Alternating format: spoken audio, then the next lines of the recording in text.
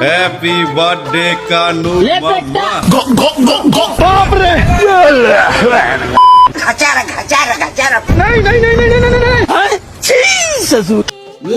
আর ভালো থাকবে। আবার প্রথম থেকে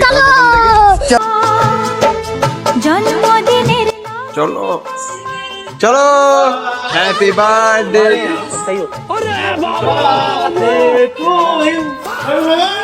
হ্যাপি বার্থডে কানুদা। এটাকেই কাটতে হবে এখানে। তোমাকে একটাই কথা মনে পড়লো এখন দেখে, হ্যাঁ?